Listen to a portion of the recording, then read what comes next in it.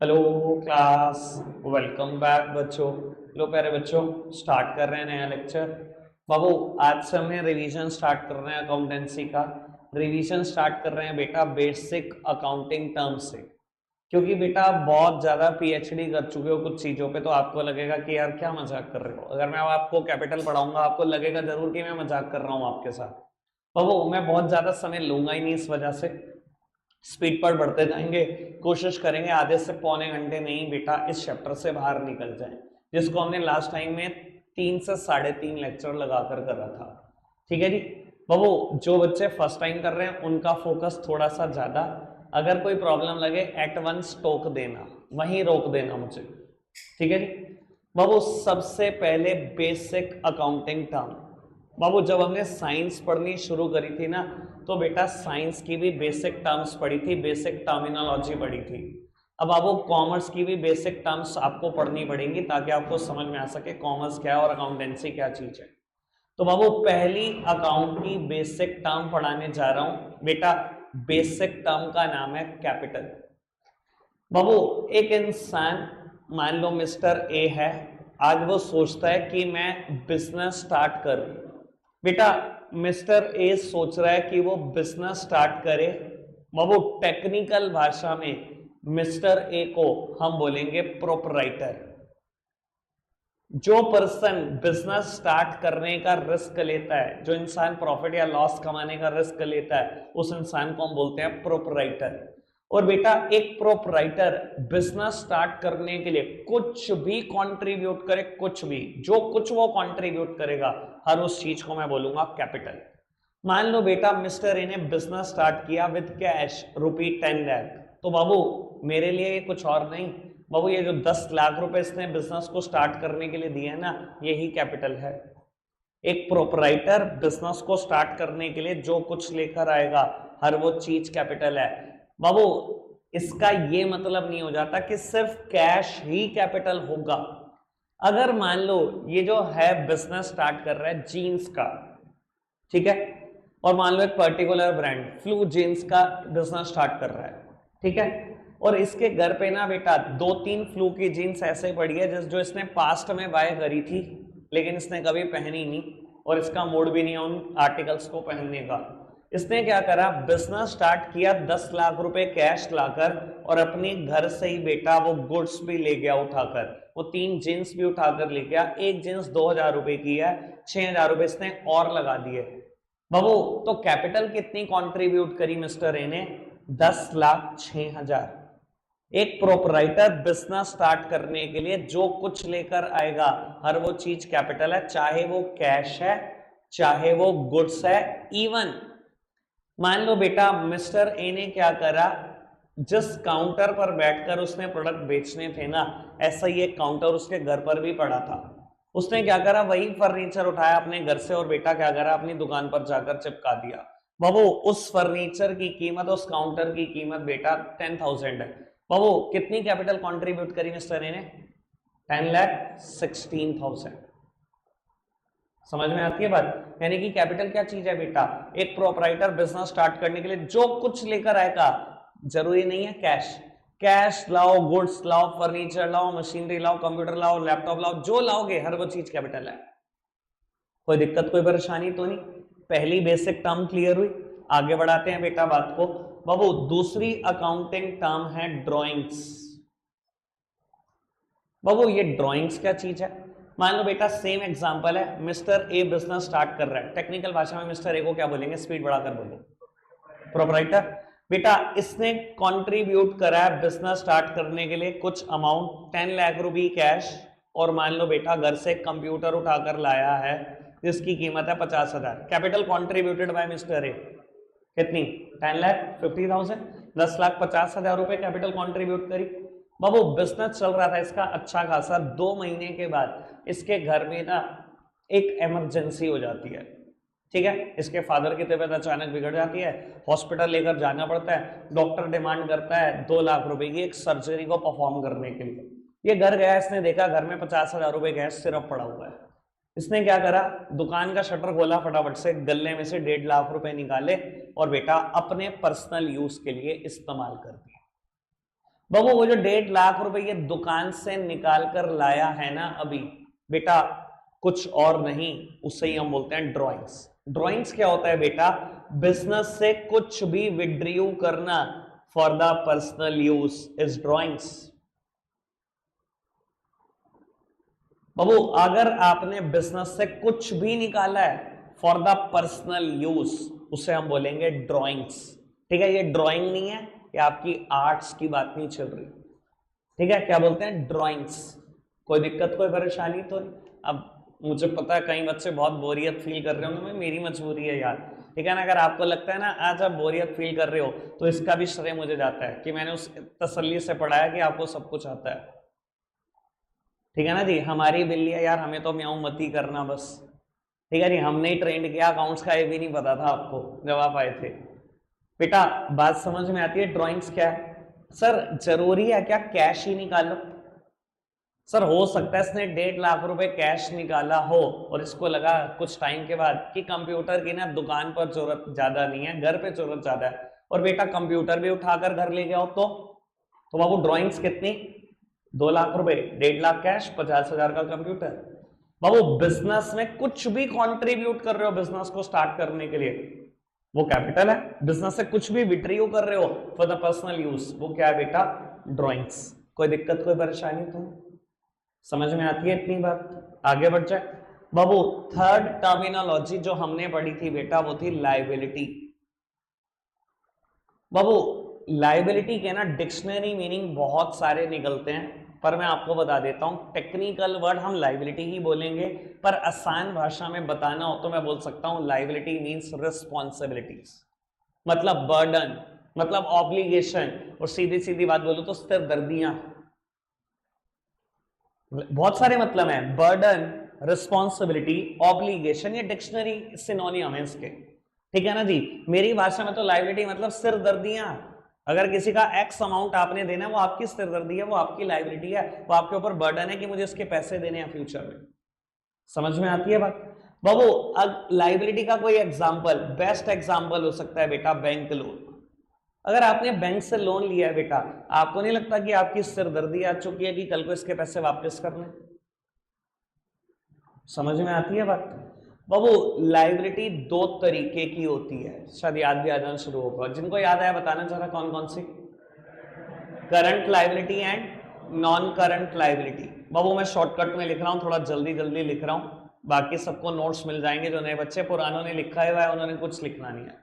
बाबू liability 2 तरीके की है, करंट और non current liability. What do you mean by current liability? देखो नाम सजेस्ट करता है करंट, मतलब हाल ही में अराइज होने वाली लायबिलिटी।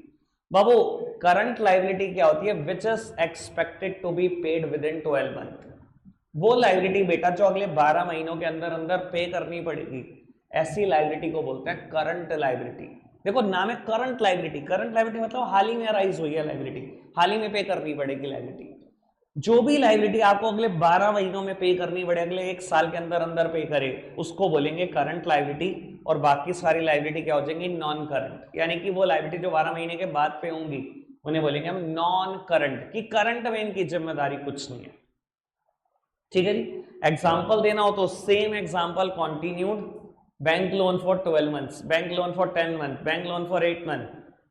मैंने बैंक से लोन लिया, 8 महीने का लिया, 10 महीने का लिया, 11 महीने का लिया, 12 महीने का लिया, सब करंट लायबिलिटी है क्योंकि 12 महीने के अंदर अंदर पे हो जाना है। और अगर मैंने बैंक से लोन लिया फॉर 5 ईयर्स तो करंट में तो पे नहीं होना, 5 साल के बाद पे होना है, तब देखेंगे। क्लियर है बात? मैं अभी करंट लायबिलिटी और नॉन करंट लायबिलिटी में 2-2, 3-3 एग्जाम्पल और ऐड कर दूंगा जैसे जैसे टॉपिक आगे बढ़ेगा। ठीक है जी, अभी जितनी नॉलेज है उसके हिसाब से ही बात कर रहा हूं। अभी मान लो अकाउंट्स कभी पढ़ी नहीं तो बाबू अभी यही नॉलेज है बस, अभी एक ही एग्जाम्पल है। जिन्होंने पढ़ ली उनको सबको पता है, ये एग्जाम्पल बहुत सारे हो चुके हैं। आगे बढ़ाएं बात को, कोई दिक्कत कोई परेशानी तो नहीं? 3 बातें बिल्कुल क्लियर। कैपिटल क्या है? कैपिटल क्या है? एक प्रोपराइटर ने बिजनेस को स्टार्ट करने के लिए जो भी कुछ अमाउंट कंट्रीब्यूट किया है, हर वो अमाउंट कैपिटल है। ड्राइंग्स क्या है? प्रोपराइटर ने बिजनेस से पर्सनल यूज के लिए जो कुछ भी विड्रीव किया है वो सब क्या है बेटा? ड्राइंग्स है। बाबू लायबिलिटी का डिक्शनरी मीनिंग क्या है? बर्डन्स, रिस्पॉन्सिबिलिटीज, ऑब्लिगेशंस, सिरदर्दियां। ठीक है ना जी? लायबिलिटी कितने तरीके की? 2 तरीके की, करंट और नॉन करंट। चलो जी आओ प्यारे बच्चों आगे बढ़ाते हैं बात। बाबू फोर्थ अकाउंटिंग टर्म है हमारे पास एसेट्स। बड़ा ही प्यारा वर्ड है ये, ठीक है ना, हर कोई चाहता है ये भर भर के हो हमारे पास जिंदगी में। बाबू एसेट्स मतलब अगर सिर्फ डिक्शनरी मीनिंग की बात करनी हो तो बाबू एसेट्स मतलब प्रॉपर्टीज। मैं दोबारा कभी इन टर्म का इस्तेमाल नहीं करूंगा, ना मैं बर्डन बोलूंगा, ना मैं ऑब्लिगेशन बोलूंगा, ना मैं प्रॉपर्टी बोलूंगा। लायबिलिटी को लायबिलिटी, एसेट्स को एसेट्स ही बोलूंगा। फिलहाल मैं समझाने के लिए बोल रहा हूं। एसेट्स का बेटा सिंपल भाषा में मतलब होता है प्रॉपर्टीज, या कुछ लोग बोलते हैं इसको इकोनॉमिक रिसोर्सेस। बेटा एसेट्स वो इकोनॉमिक रिसोर्सेस हैं जो या तो बिजनेस चलाने में हेल्पफुल हैं या बिजनेस को प्रॉफिट कमा कर देते हैं। एसेट्स वो इकोनॉमिक रिसोर्सेस हैं जो या तो बिजनेस चलाने में हेल्पफुल हैं या बिजनेस को प्रॉफिट कमा कर देते हैं। कोई दिक्कत कोई परेशानी तो नहीं अभी तक? बाबू एसेट्स भी दो तरीके की होती है, यानी कि जितनी भी प्रॉपर्टी बिजनेस से इकट्ठी करोगे वो भी दो तरीके की होती है। बेटा बहुत सारी एसेट्स होती है जिनको हम बोलते हैं करंट एसेट्स, और बहुत सारी एसेट्स ऐसी होती हैं जिनको हम बोलते हैं नॉन करंट एसेट्स। बाबू what do you mean by current assets? Current liability क्या था? Which is expected to be paid with in 12 month. Current में अराइज होने वाली लायबिलिटी जो अगले 12 महीनों के अंदर अंदर ही पे करनी पड़ेगी वो करंट है। और नॉन करंट जो 12 महीने के बाद अराइज होंगी उन्हें बोलते हैं नॉन करंट लायबिलिटी। बाबू करंट एसेट्स और नॉन करंट एसेट्स क्या होती है? Current assets sir which is to be converted into cash with in 12 month. बेटा करंट एसेट्स वो एसेट्स होती है जो अगले 12 महीनों के अंदर अंदर कैश में कन्वर्ट हो जाएंगी, वो बोलेंगे करंट एसेट्स। तो नॉन करंट क्या है? बाबू नॉन करंट को ना मैं दो अलग अलग डेफिनेशन से समझाता हूं, दोनों सुन लो। हिंदी के कुछ वर्ड्स दूंगा, पूरी जिंदगी दिमाग में टिके रहने चाहिए। पहले बताओ करंट क्या है एक बार दोबारा। Which is expected to be converted into cash with in 12 month, जो अगले 12 महीनों के अंदर अंदर कैश में कन्वर्ट हो जाएंगे। ऐसी सारी एसेट्स को मैं करंट एसेट्स बोलता हूं। एग्जांपल दूंगा सिर्फ 5 मिनट के बाद, इसका एक एग्जांपल दूंगा पहले, फिर जाते जाते आज 5-6 एग्जांपल दे दूंगा, जैसे जैसे नॉलेज आगे बढ़ेगी। बाबू नॉन करंट एसेट्स क्या होती हैं? दो बातें, या तो बिजनेस में रिक्वायर्ड हैं फॉर मोर देन 1 ईयर, या बिजनेस को रिटर्न कमा के देती हैं लेकिन 1 साल के बाद। सुन लो बेटा काम की बात। और वो नॉन करंट एसेट्स दो बातों से मिलकर बना है, या तो बिजनेस में रिक्वायर्ड है फॉर मोर देन 1 ईयर, इनकी जरूरत बिजनेस को या तो 12 महीने से ज्यादा के लिए होती है, या ये बिजनेस को कमाकर तो देती हैं पर 12 महीने के बाद देती हैं कमाकर, जनरली 12 महीने के अंदर अंदर कमा के नहीं देती। दोनों में से एक भी बात पूरी हो जाए तो बाबू उसका एग्जांपल नॉन करंट एसेट ही है। या तो बिजनेस में रिक्वायर्ड है for more than 1 year, it is required in the business for more than 1 year, या बेटा बिजनेस को कमा कर देंगी, रिटर्न कमा कर देंगी अच्छी खासी, पर 12 महीने के बाद, 12 महीने से जल्दी कुछ।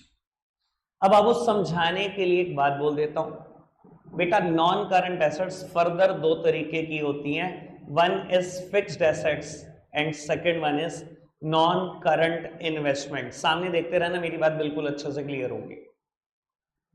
बाबू मैंने अभी क्या बोला था? नॉन करंट एसेट्स दो तरीके की होती है, मतलब दो डेफिनेशन बताई थी, या तो बिजनेस में रिक्वायर्ड है फॉर मोर देन 1 ईयर, बेटा यही है वो एसेट्स जो बिजनेस में रिक्वायर्ड होती है फॉर मोर देन 1 ईयर, या बिजनेस को रिटर्न कमा कर देंगी 1 साल के बाद, यही वो बेटा एसेट्स है जो बिजनेस को रिटर्न कमा कर देती है 1 साल के बाद। लेके समझाने के लिए एग्जांपल देता हूं बेटा, नॉन करंट इन्वेस्टमेंट क्या चीज होती है। बाबू आप एक बिजनेस हो, ठीक है जी, कोई भी बिजनेस समझ लो, XYZ ब्रोस, ठीक है, आपके फादर की शॉप का नाम है, कुछ भी समझो, XYZ garments, XYZ hosiery goods, ऐसे आपके फादर की शॉप का नाम है। एक बिजनेस हो, आपने क्या करा, रिलायंस के शेयर में इन्वेस्टमेंट कर दी, ठीक है बाबू, रिलायंस इंडस्ट्रीज लिमिटेड के शेयर बाय कर लिया आपने, शेयर बाय कर लिए जिनकी कीमत है 1 लाख रुपए। बाबू आराम से समझना मेरी बात को, आज आपने रिलायंस के शेयर बाय कर लिए 1 लाख रुपए के, और आपको पता है कि शेयर आपने 5 साल तक भी नहीं बेचने। सर रिलायंस जैसी ऑर्गेनाइजेशन जिसके शेयर आपने आज 1 लाख के बाय करे और 5 साल तक नहीं बेचने, 100% बात है बाबू बहुत अच्छा कमा कर देगी। रिलायंस का शेयर जनरली शॉर्ट रन में ही गिरता है, लॉन्ग रन में गिर नहीं सकता सर, शॉर्ट रन में कुछ भी गिर सकता है। कोविड में जिसने भी इन्वेस्टमेंट करी होगी शुरू में वो रोया होगा, बाद में बेटा सिर्फ हंसा ही होगा। सर मैंने क्या बोला था, नॉन करंट इन्वेस्टमेंट क्या है, बिजनेस को रिटर्न कमा कर देती हैं पर 1 साल के बाद। किसने रिटर्न कमा कर दिया आपको? बिल्कुल दी। क्या 1 साल के अंदर अंदर दी? नहीं, 1 साल के बहुत बाद दी। अब बाबू मैं एग्जांपल करंट एसेट्स का भी देने में इंटरेस्टेड हूं। अगर मैं पहले 1 सेकंड पॉज कर दूं। बाबू करंट एसेट्स क्या थी? क्या थी? Which is to be converted into cash with in 12 month, जो अगले 12 महीनों के अंदर अंदर कैश में कन्वर्ट हो जाए, वो करंट एसेट्स। अब मेरी एक बात समझना बाबू, जो एग्जांपल नॉन करंट इन्वेस्टमेंट के हैं, कुछ एग्जांपल वो करंट एसेट्स में भी चल जाते हैं। बाबू कोई भी चीज ना अपने नाम से ना तो बनती करंट एसेट्स, ना ही बनती नॉन करंट इन्वेस्टमेंट। कोई भी चीज बनेगी अगर, वो बाबू अपने इस्तेमाल से बनेगी, अपने नाम से नहीं बनेगी। अब बाबू मैं यही कहूं आपको कि मैंने रिलायंस के शेयर खरीदे 1 लाख रुपए के, मेरी सोच है 6 महीने में बेच दूंगा। सर अगर मैं 6 महीने में बेच दूंगा ना, तो वो करंट एसेट्स का बेस्ट एग्जांपल है। क्यों? करंट एसेट की डेफिनेशन सोच लो, which is to be converted into cash with in 12 month, जो अगले 12 महीनों के अंदर अंदर कैश में कन्वर्ट हो जाए। हर उस चीज को मैं क्या बोलता हूं बेटा? करंट एसेट्स बोलता हूं। अब ये जो शेयर मैंने खरीदे 6 महीने बाद ही कैश में कन्वर्ट हो जाएंगे, करंट एसेट नहीं हुए। और अगर मैं कहूं मैंने यही रिलायंस के शेयर खरीदे पर मैं बेचता नहीं 2 साल तक भी, तो बाबू वो क्या बन गया? तो वो नॉन करंट इन्वेस्टमेंट बन गया कि बिजनेस को कमा कर तो देंगे पर कमा कर 1 साल के बाद देंगे। तो बाबू एक ही एग्जांपल यहां पर भी फिट हो सकता है, एक ही एग्जांपल यहां पर भी फिट हो सकता है, बट नाम से नहीं, इस्तेमाल से। उसका यूसेज बड़ा इंपॉर्टेंट है। यहां इसका यूसेज क्या है कि मैंने 2 साल तक बेचना नहीं, और अगर मैंने 6 महीने में बेचना हो तो सीधा यहां पहुंच जाएगा। समझ में आ रही है बात? एग्जाम्पल और बढ़ेंगे जैसे जैसे भी नॉलेज बढ़ती जाएगी। फिलहाल बात समझ में, कोई दिक्कत तो नहीं? क्या था नॉन करंट एसेट्स? या तो बिजनेस में रिक्वायर्ड है फॉर मोर देन 1 ईयर, या बिजनेस को रिटर्न कमा कर देंगे लेकिन 1 साल के बाद। बाबू बिजनेस में रिक्वायर्ड है फॉर मोर देन 1 ईयर, ये वाली बात पे मेरी चर्चा है। बाबू बिजनेस में कुछ एसेट्स फिक्स्ड एसेट्स भी होती है जिनका पर्पस कभी भी सेल नहीं होता। मैं सेल लिखकर काट दूंगा कि मैंने बिजनेस में एसेट्स तो बनाई हैं पर बेचने के लिए नहीं बनाई। ये बिजनेस में रिक्वायर्ड है for more than 1 year. Business में कई कई सालों तक चाहिए बेटा, कहीं किसी किसी केस में 20-20 साल तक पड़ी रहती है बिजनेस के अंदर, और मैं बेचता नहीं हूं। नाम है फिक्स्ड एसेट्स। बिल्कुल बिजनेस में फिक्स्ड है, चिपकी हुई है, बिजनेस से निकालते नहीं हो आप इनको बाहर। जैसे कि लैंड एंड बिल्डिंग, जैसे कि प्लांट एंड मशीनरी, जैसे कि फर्नीचर एंड फिक्सचर्स। प्लीज मेरे एंगल से सोच लो, बाकी किसी की जरूरत नहीं पड़ेगी। यार एक बात बताओ, मैंने फर्नीचर खरीदा, चेयर, बेचने के लिए? पर्पस इज सेल नहीं ना। और अगर मैं कहूं इसकी लाइफ बड़ी ठीक ठाक हो, ना ये टूटे, तो शायद 20 साल भी चला दो। इनमें से कुछ चेयर ऐसी हैं जैसी जो हर्षित जिस चेयर पे बैठा है, जब मैंने पढ़ाना शुरू किया था ना फर्स्ट ईयर, तब आई थी ये चेयर। पता कब आई होगी? 2011 में। भाई 13 साल हो गए। Purpose is not sale. Business में फिक्स्ड है, बिजनेस में रिक्वायर्ड है for more than 1 year. Sir land and building, अब मान लो इस जगह पे मैं शिफ्ट कर रहा हूं, सबको ठीक ठाक रहता है, ठीक है ना भाई, पर्पस तो बेचना नहीं है। कितने सालों तक मेरे पास रह जाएगी मुझे भी नहीं पता। या ये मैंने कंप्यूटर खरीदा है, एक मशीनरी खरीदी है, sir purpose is not sale. अगर इसकी लाइफ बनी रहे तो शायद मैं 20 साल भी चला दूं इसको। समझ में आती है बात? कोई दिक्कत तो नहीं? फिक्स्ड एसेट्स क्या है? जो बिजनेस में रिक्वायर्ड हैं for more than 1 year. Generally example ये 6 याद रखने हैं आपको। लैंड एंड बिल्डिंग ऐसे ही बोलना है, प्लांट एंड मशीनरी ऐसे ही बोलना है, फर्नीचर एंड फिक्सचर्स ऐसे ही बोलना है। कोई दिक्कत तो नहीं? बाबू फिक्स्ड एसेट्स भी फर्दर 2 तरीके की होती है। पिछली बार ना मैं बता देता हूं, पहले दिन मैंने इतना ही पढ़ाया था, फिर अगले दिन शुरू किया था। अब बाबू अब आपकी नॉलेज थोड़ी ठीक ठाक है तो मैं आगे बढ़ सकता हूं। बाबू फिक्स्ड एसेट्स 2 तरीके की होती है, टेंजिबल एसेट्स और इनटेंजिबल एसेट्स। बाबू what do you mean bye tangible assets? बेटा नाम ही है टेंजिबल एसेट्स। वो एसेट्स जिनको टच कर सकते हो, जिनको देख सकते हो, उन्हें बोलते हैं टेंजिबल एसेट्स। ये 6 के 6 एग्जाम्पल टेंजिबल एसेट्स में फिट हो जाते हैं, कोई दिक्कत कोई परेशानी तो नहीं। लेकिन बेटा बिजनेस में कुछ ऐसी भी फिक्स एसेट्स होती हैं जो इनटेंजिबल है, अभी तक मैंने एग्जांपल नहीं दिया। इनटेंजिबल मतलब किसी ने देखा नहीं, किसी ने टच नहीं किया, पर फिर भी एसेट्स हैं। क्यों, मैं बताता हूं बाबू। पहला example is goodwill, best example. बेटा गुडविल मतलब समवंस रेप्यूटेशन, किसी की रेप्यूटेशन को आप गुडविल बोल सकते हो। क्या ये बिजनेस में एसेट्स के तौर पर काम करती हैं? हाँ जी बेटा, बहुत अच्छे तरीके से काम करती हैं। एग्जाम्पल हमारे शहर का एक बेस्ट एग्जाम्पल दे देता हूँ, आपके दिमाग में हमेशा याद रहेगा, पिछली बार भी किया था बाबू। घंटा घर पर 5 स्टार जनता है, आज आपने उसके पास गए कि मुझे आपकी शॉप खरीदनी है, मैंने सुना जी आप शॉप बेच रहे हो, उन्होंने कहा जी बेच रहे हैं, एक्चुअल रियलिटी नहीं है ये, मैं बोल रहा हूँ, ठीक है जी। उन्होंने पूछा जी बताओ आप किस दाम पर बेचना चाहते हो, मैंने कहा जी बेचना तो देखो, शॉप की कीमत तो हमारी एक्चुअली में 5 करोड़ है, पर हम देंगे 7 करोड़। ऐसा क्यों? जब शॉप की एक्चुअल कीमत 5 करोड़ है, आप 7 करोड़ में क्यों दोगे? कहता है देखो 5 करोड़ तो सिर्फ इस लैंड एंड बिल्डिंग की जगह है, 2 करोड़ रुपए में गुडविल के चाहिए। मैं पूछा गुडविल इससे क्या मतलब? कहता है देखो जब कस्टमर हमारी दुकान के अंदर एंट्री करता है ना, उसको इस बात से कोई मतलब नहीं होता कि काउंटर पर कौन खड़ा है और पैसे कौन लेगा, सामान के पैसे कौन काट रहे हैं, उन्हें कभी मतलब ही नहीं है। कस्टमर को इस बात का सेटिस्फेक्शन है कि वो 5 स्टार जनता की दुकान से सामान खरीद रहा है। कहता है हमारी रेप्यूटेशन है, हमारी गुडविल है, नाम बचता है हमारा। कोई भी खरीदेगा हमारी शॉप, हमारे नाम से दुकान खोलेगा, उसको भी वही एडवांटेज मिलेगा जो हमें मिल रहा है। शायद पहले दिन से ही वो लाखों रुपए सेल शुरू कर देगा। कहते हैं इसी बात के 2 करोड़ रुपए गुडविल के चाहिए हमें। तो सर समझ में आ रहा है, गुडविल किसी की रेप्यूटेशन होती है, क्या बिजनेस के लिए काम की चीज है कि नहीं? सर मैंने अभी जब बताया था ना एसेट्स क्या होती हैं, 2 बातें बोली थी। एसेट्स वो इकोनॉमिक रिसोर्सेज होते हैं जो बिजनेस चलाने में हेल्पफुल हैं या बिजनेस को प्रॉफिट कमा कर देते हैं। क्या बेटा गुडविल प्रॉफिट कमा कर देती है कि नहीं देती 5 स्टार जनता को? क्या अगर उनकी कोई दुकान खरीद लेगा तो उसको प्रॉफिट कमा कर नहीं देगी वो? यार वो नाम, वो लेगेसी कंटिन्यू होगी। समझ रहे हो बेटा बात? कोई दिक्कत तो नहीं? तो बाबू एक इंटेंजिबल एसेट्स का भी मैंने एग्जांपल दे दिया गुडविल। पिछली बार दूसरा भी एग्जांपल दिया था पेटेंट, अभी उसको पेंडिंग रखो, मैं और चर्चा करता हूं, मेरे पास तो एग्जांपल 20 और है, ठीक है ना। चलो एक एग्जांपल और दे देता हूं, नया, सबके लिए नया हो जाएगा वो। बेटा कंप्यूटर सॉफ्टवेयर एक इंटेंजिबल एसेट है, किसी ने टच नहीं किया। अगर आपको लगता है कि कंप्यूटर सॉफ्टवेयर कैसे एसेट्स हो सकता है, किसके लिए एसेट्स है, मैं एग्जांपल देता हूं बाबू। माइक्रोसॉफ्ट ने विंडोज बनाया, ठीक है बाबू। जितने भी कंप्यूटर आप देखते हो दुनिया में 90% से ज्यादा में विंडोज इस्तेमाल होती है।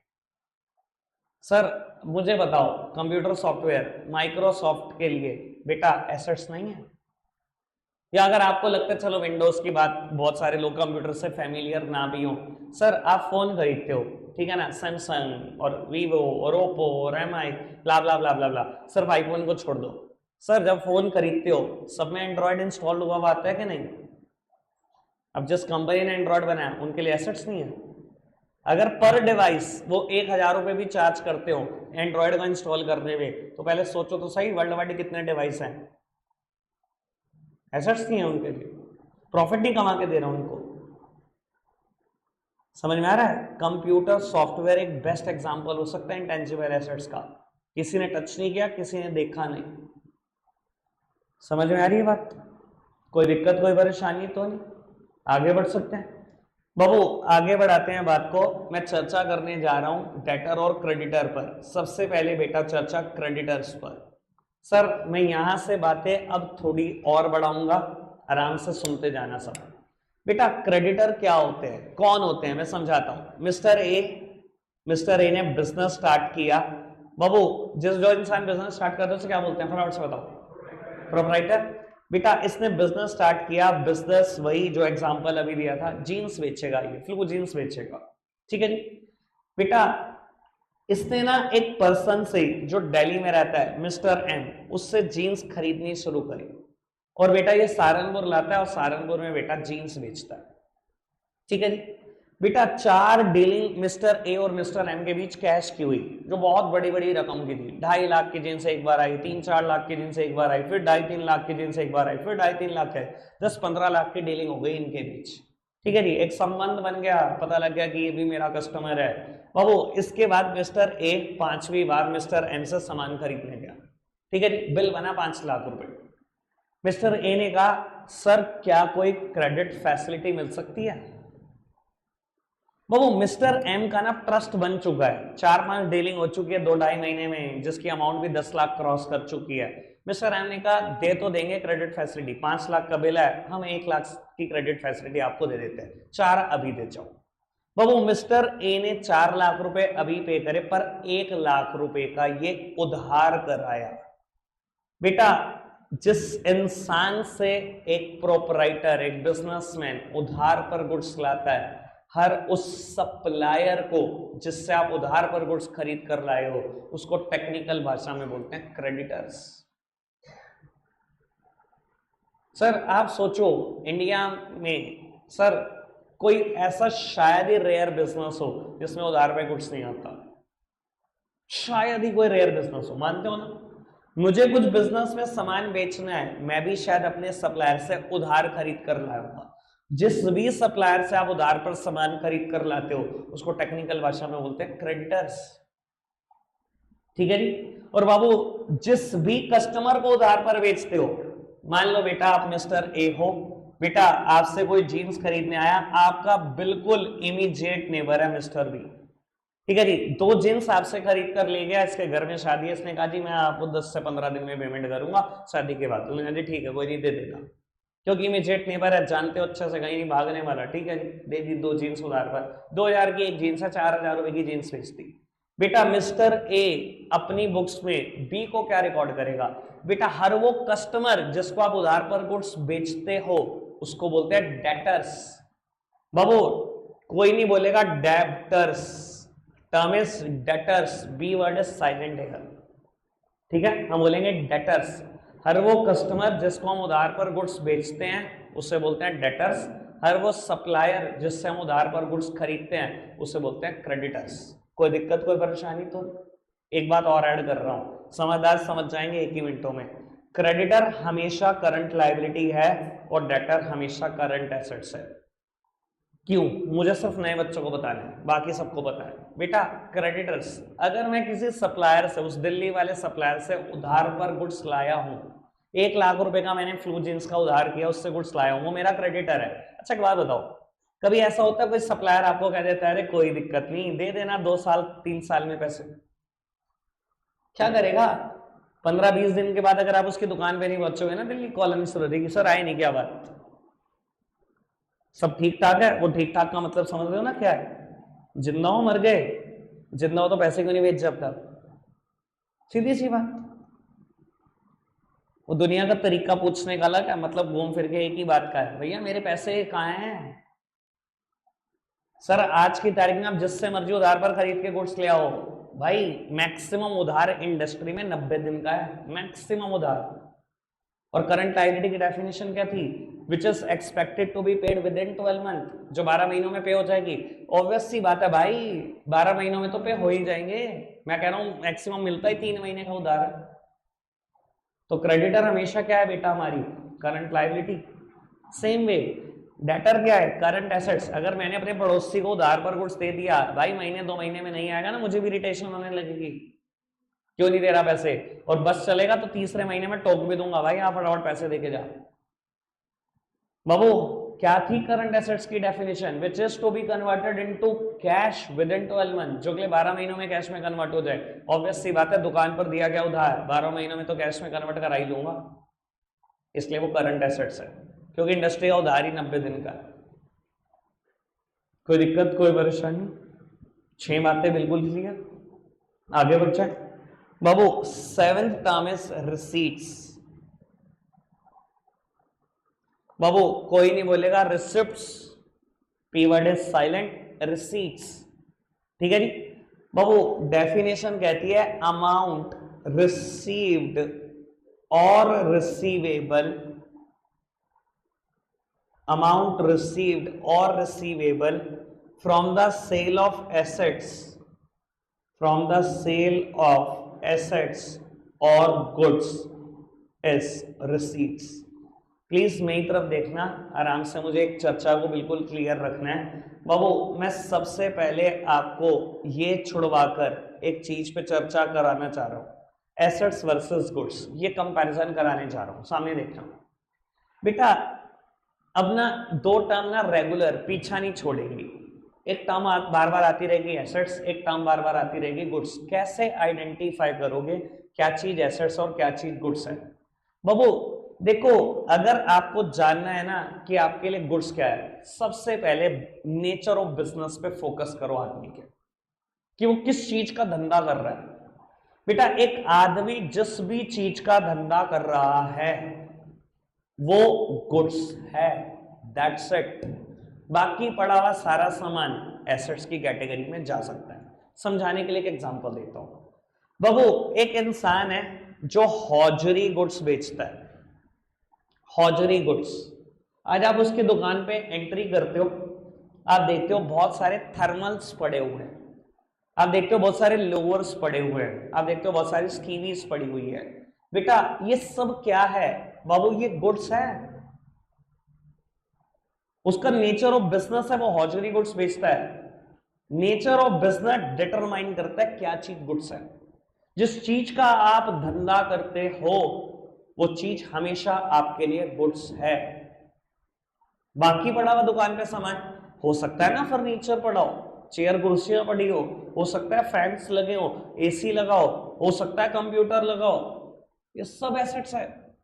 नॉर्मली, सिर्फ नॉर्मली बात कर रहा हूं, नॉर्मली हर बिजनेस के लिए furniture, fixtures, plant and machinery, land and building assets होती हैं नॉर्मली। एक्सेप्शनल के तौर पर मैं एग्जांपल दे देता हूं। बाबू आज आप गए एक दुकान पर, दुकान का नाम है अमर फर्नीचर्स, सहारनपुर। एक बात बताओ ईमानदारी से, अमर फर्नीचर के लिए जिसकी दुकान पर 100 बेड पड़े रहते हैं खाली, फर्नीचर एसेट्स है या गुड्स? गुड्स। मैंने क्या बोला? नेचर ऑफ बिजनेस का रोल है गुड्स जानने में कि गुड्स क्या है और एसेट्स क्या है। लेकिन उसकी दुकान पे पड़ा हुआ कंप्यूटर जिस पे बैठ के अकाउंटेंट बिल काट रहा है वो एसेट्स है, वो नहीं बेच रहा। वो उसका नेचर ऑफ बिजनेस है, उसे फर्नीचर बेचना है। अच्छा मेरे लिए फर्नीचर क्या है? मेरे लिए तो एसेट्स है, गुड्स है, मैं बेचता हूं। लल्लू लाल, हाँ जी मैंने क्या बोला? नॉर्मली बिजनेस के लिए ये 6 चीजें एसेट्स होती हैं, पर हर बिजनेस के लिए नहीं, अमर फर्नीचर के लिए नहीं। ठीक है ना जी बाबू? आज मैं एक दुकान पर जाता हूं, कोट रोड पर दुकान है, हैंगरीज के बिल्कुल सामने, ONS कंप्यूटर्स। 100 कंप्यूटर से ज्यादा पड़े हैं, 100 वो लैपटॉप से ज्यादा पड़े हुए हैं। बस मुझे एक बात बता दो, उसके लिए कंप्यूटर क्या है, एसेट्स या गुड्स? गुड्स। जिस चीज का आप धंधा करते हो वो चीज आपके लिए हमेशा गुड्स है। क्या मैं बात समझा पा रहा हूं? एक कंपनी है बेटा दिल्ली में, रियल एस्टेट बेचती है, प्रॉपर्टी बेचती है, DLF, लैंड बाय करती है, बड़ी बड़ी इतने लंबे लंबे 20-20 टावर के फ्लैट्स बनाती है और उसके बाद फ्लैट्स बेचती है। सर मेरे लिए लैंड एंड बिल्डिंग हमेशा एसेट्स है, DLF के लिए एसेट्स है नहीं, उसके लिए गुड्स है। वो लैंड एंड बिल्डिंग ही बेचती है भाई, दिन रात यही काम करती है। समझ में आई बात? एसेट्स वर्सेस गुड्स समझ में आया? कभी भी जानना हो किसी के लिए एसेट्स क्या गुड्स क्या, क्या देखोगे? Nature of business. समझ में आई बात? बाबू अब सुनो काम की बात, अब मैं कंसेप्ट पे वापसी कर रहा हूं। अमाउंट रिसीव्ड और receivable from the sale of assets और गुड्स इज रिसीट्स। बेटा मेरी दुकान में रखा हुआ चाहे गुड्स है चाहे एसेट्स है, अगर मैंने बेचा और अमाउंट या तो आ चुकी है, पास्ट टेंस है, रिसीव्ड, आ चुकी है या आने वाली है, हर उस चीज को बोलेंगे रिसीट्स। ठीक है जी, समझ में आती है बात? ठीक है बाबू, अमर फर्नीचर ने दुकान में रखा हुआ फर्नीचर 50 लाख रुपए का बेच दिया, गुड्स बेच दिया, चाहे 50 लाख रुपए आ गए, ये 50 लाख क्या है? रिसीट्स। गुड्स बेचने से, एसेट्स बेचने से पैसा या तो आ चुका या आएगा, उसे क्या बोलेंगे? रिसीट्स। समझ में आती है बात? अगर बाबू एसेट्स बेचने से पैसा आ चुका है या आएगा उससे बोलते हैं कैपिटल रिसीट्स। और बाबू अगर गुड्स बेचने से पैसा आ चुका है या आएगा उससे बोलते हैं रेवेन्यू रिसीट्स। हाँ जी होता है, एसेट्स बेचने से पैसा आ चुका है या आएगा उसे क्या बोलेंगे, कैपिटल रिसीट्स। गुड्स बेचने से पैसा आ चुका है या आएगा क्या बोलेंगे, रेवेन्यू रिसीट्स। और रेवेन्यू रिसीट्स को हम एक और बड़े प्यारे नाम से जानते हैं, इसको बेटा हम बोलेंगे प्यार से रेवेन्यू। समझ में आती है बात, प्यारा नाम समझ में आता है। मैं रेवेन्यू रिसीट्स कभी नहीं बोलने में इंटरेस्टेड हूं, मैं हमेशा एक ही वर्ड बोलने में इंटरेस्टेड हूं, रेवेन्यू। ठीक है ना, जैसे आप सबके भी निकनेम है जो उसने दिए हुए हैं आपको, बाबू, सोना, हाँ वैसे इसका निकनेम है रेवेन्यू रिसीट्स का, रेवेन्यू। क्या कैसे भाई निकनेम बताना, अलग से बता दो, चलो कोई दिक्कत नहीं, बात समझ में आती है बेटा। आगे बढ़ाएं बात को। बाबू 8th टर्म इज एक्सपेंडिचर। ये सब शर्मा आ गया भाई, पूरा ब्लश कर रहा है सब, तो रिकॉर्ड कर लिया जाए आज इसको। बाबू expenditure, 8th term is expenditure. मैं पूरा लिखने नहीं रहा, ठीक है ना सर, सेम वर्डिंग देनी है मुझे, थोड़ा सा मॉडिफाई करके। देखो रिसीट में लिखा था अमाउंट रिसीव्ड और रिसीवेबल, बाबू एक्सपेंडिचर में लिखूंगा अमाउंट पेड और पेबल, ठीक है ना, for the purchase of assets और गुड्स। समझ में आई बात, ठीक है ना, लिखो ना, सब समझा दो ना। बाबू या तो अमाउंट पे कर चुके हो, paid word past tense, amount paid और पेबल, या पास्ट टेंस दिखाई दे रहा है, अमाउंट पेड या तो पे कर चुके हो या पे करने वाले हो। क्यों, क्योंकि आपने या तो एसेट्स खरीदी है या गुड्स खरीदा। अब एसेट्स और गुड्स सब समझते ही हैं, घर समझ में आ गया ना बात, एसेट्स और गुड्स समझते ही हैं सब। बेटा अगर एसेट्स खरीदी है और अमाउंट पे कर चुके हो या पे करोगे उससे बोलेंगे कैपिटल एक्सपेंडिचर, और मैं बेटा प्यार से इसको बोलता हूं कैपेक्स। ठीक है ना, याद आया होगा ये वर्ड, मैं कह रहा हूं बोल के देखो, मजा ना आ जाए तुम्हें, एक बार बोलो कैपेक्स। कितना अच्छा लगा बोलने में, नहीं लगा अच्छा, तलवार निकाल लो आज, इन्हें अच्छा लगा तुम भी।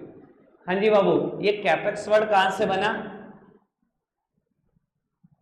याद आई किसी, अच्छा देखो आ जाती, हाँ अब आई समझिए, अब आया बाबू। कैपिटल एक्सपेंडिचर प्यार से बोलते हैं कैपेक्स, कैपिटल से कैप, एक्सपेंडिचर से एक्स, ठीक है जी। सर अगर गुड्स खरीदने पर अमाउंट पे कर चुके हो या करोगे, इससे हम प्यार से बोलते हैं रेवेन्यू एक्सपेंडिचर। समझ में आती है बात, पक्का से आगे बढ़ जाए। ऐड करूं कुछ, ऐड तो करना ही है, हंस के भी रोक के भी, इसलिए सुनते चलो, दो चार बातें और ऐड करते हैं। बाबू जरूरी नहीं है कि बिजनेस में सिर्फ दो ही खर्चे हों। देखो एक्सपेंडिचर का मतलब ही ना खर्चों से है, ऐसा जरूरी है कि बिजनेस में सिर्फ दो ही चीजों पे खर्चे हो, या तो एसेट्स पे हो या गुड्स पे हो। ना बाबू, एसेट्स पे हो सकता है, गुड्स पे हो सकता है, किसी सर्विस को बाय करने पे हो सकता है, या कुछ खर्चे ऐसे भी हैं जो बेटा रोजमर्रा के खर्चे, डे टू डे खर्चे हो सकते हैं। इन तीनों पे जो भी खर्चा होगा उन तीनों को बोलेंगे रेवेन्यू एक्सपेंडिचर। अब बेटा आपके दिमाग में क्वेश्चन उठेगा, क्या होते हैं ये डे टू डे एक्सपेंसेस, क्या होती है ये सर्विसेज। बेटा जब आप एक बिजनेस चलाते हो ना, आपको बहुत सारे लोगों की सर्विसेज की भी जरूरत पड़ती है, चाहे आप गुड्स बेचते हो तब भी सर्विसेज की जरूरत पड़ती है। जैसे कि बाबू मुझे आकाश की सर्विसेज की जरूरत नहीं है बाबू, आपके फादर दुकान पे किसी एम्प्लॉय की सर्विस नहीं लेते, अकेले धंधा कर रहे हैं, मान नहीं सकता मैं। आज की तारीख में किसी भी बिजनेस में एक अकेले आदमी का तो कोई काम ही नहीं है, सर्विस लेनी पड़ती है कि नहीं। क्या बिजनेस में और कोई डे टू डे खर्चा नहीं करते? सर पेन खरीद के लाते, कुछ तो लिखते ही होंगे ना बिल बनाने के लिए भी, स्टेशनरी का खर्चा करते हैं। बाबू कहीं जाते नहीं बिजनेस के लिए सामान लेने, ट्रैवलिंग कन्वेंस पे कोई खर्चा नहीं करते, करते होंगे, 100% करते होंगे। क्या बाबू कोई कस्टमर आता है चाय पानी भी नहीं पूछते, रिफ्रेशमेंट पे कोई खर्चा नहीं करते? हो ही नहीं सकता। क्या एम्प्लॉय को चाय पानी नहीं पिलाते, उस पर कोई खर्चा नहीं करते? मान ही नहीं सकता। तो बेटा बिजनेस में बहुत सारे ऐसे खर्चे जिनको आप बोल सकते हो डे टू डे एक्सपेंसेस, ये रूटीन खर्चे और होते रहेंगे, बिजनेस में कोई रोक नहीं सकता। तो चाहे आपने गुड्स पे खर्चा किया है, चाहे आपने कोई सर्विस पे खर्चा किया है, चाहे डे टू डे कोई एक्सपेंस किया है, बाबू इन तीनों पे कहीं पर भी कोई खर्चा हो जाए, इन तीनों को ही बोलेंगे रेवेन्यू एक्सपेंडिचर। और बाबू अगर एसेट्स खरीदने पे खर्चा होगा तो उससे बोलेंगे कैपिटल एक्सपेंडिचर। और रेवेन्यू एक्सपेंडिचर का भी एक प्यारा नाम है जिसको हम बोलते हैं एक्सपेंस। ठीक है ना जी। अगर फंसाना हो, मैंने पिछली बार भी बोला था, मैं आपको बता देता हूं, जो लोग पीएचडी क्वालिफाइड भी होते हैं ना, वो भी फंस जाते हैं ऐसी चीजों में। जब पूछा जाता है ना what is the difference between expenditure and expense, तो अच्छे अच्छे की जान निकल जाती है। स्टूडेंट्स छोड़ो, टीचर की भी जान निकल जाती है कि एक्सपेंडिचर और एक्सपेंस में क्या अंतर, बहुत बड़ा अंतर भाई। एक्सपेंडिचर में तो वो खर्चे भी आ जाएंगे ना जो एसेट्स पे किए गए हैं, पर एक्सपेंस में तो वो खर्चे नहीं आएंगे ना जो एसेट्स पे किए गए। समझ आ रही है बात? कोई दिक्कत कोई परेशानी तो नहीं? बाबू एक बात अगर मुझे आखिरी और बोलनी हो इससे रिलेटेड, तो मैं एक बात बोल देता हूं। जनरली जो कैपिटल एक्सपेंडिचर होते हैं, जो एसेट्स पे खर्चे होते हैं, बाबू वो ह्यूज एन अमाउंट होते हैं, बहुत बड़ी अमाउंट, बहुत बड़ी रकम बिजनेस की खर्च कराते हैं।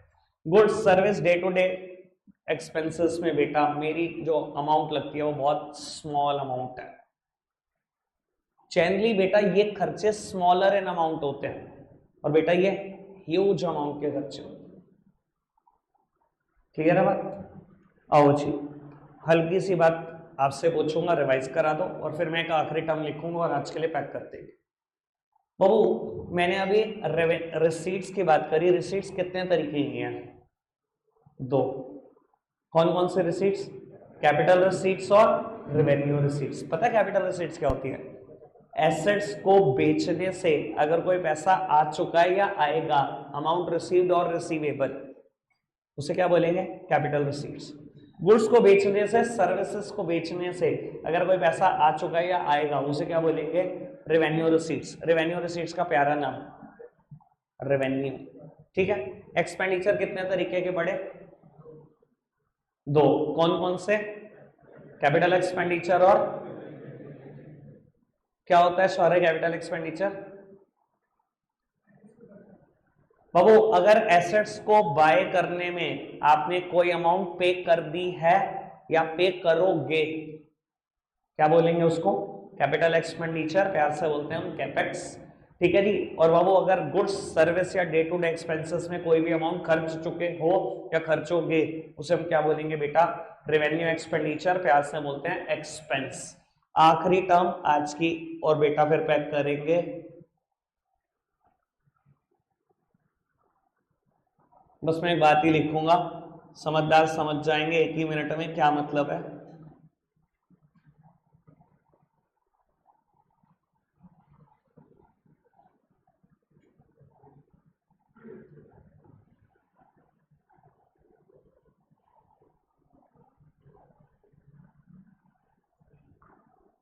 ठीक है जी, समझ में आ गई बात? अगर मुझे एनालिसिस करना हो तो बेटा मैंने गुड्स बेचकर, सर्विस बेचकर जो रिसीट हासिल करी, और बेटा गुड्स खरीदने पर, सर्विस खरीदने पर और जो डे टू डे एक्सपेंसेस खरीदने पर जो भी पेमेंट करी, इन दोनों का डिफरेंस ही मेरे बिजनेस का प्रॉफिट होता है। सर एसेट्स बिजनेस में ना रोज खरीदी जाती ना रोज बेची जाती। थोड़ा सा इस बात को समझने की भी कोशिश करो, वो मेरे प्रॉफिट का पार्ट नहीं हो सकता। सर ये एसेट्स मैं रोज खरीदता हूं, कब खरीदी थी लास्ट मुझे आइडिया ही नहीं है, और क्या मैं बेचूंगा? क्या पर्पस सेल होता है एसेट्स का? Sir capital expenditure, capital receipt को भूल जाओ जब प्रॉफिट की बात करो। गुड्स में रोज खरीदता हूं, रोज बेचता हूं। नेचर ऑफ बिजनेस, जिस चीज का धंधा करते हो वही तो गुड्स है। वो रोज खरीदता हूं और रोज बेचता हूं। बेटा जो चीज मैं रोज खरीदता हूँ और बेचता हूँ सर, बेचने से जो मैंने रिसीट हासिल करी और खरीदने से जो मैंने खर्चा करा, वही जो डिफरेंस है वही मेरा प्रॉफिट है। समझ में आती है बात? सबको क्लियर हो गई अच्छे से? 9 टर्म्स। कुछ पूछना है तो पूछो, आपकी प्रॉब्लम का टाइम है 2 मिनट। नहीं है तो पैक करें। चलो ठीक है जी, रखते हैं आज के लिए इतना ही है प्यारे बच्चों। Bye bye.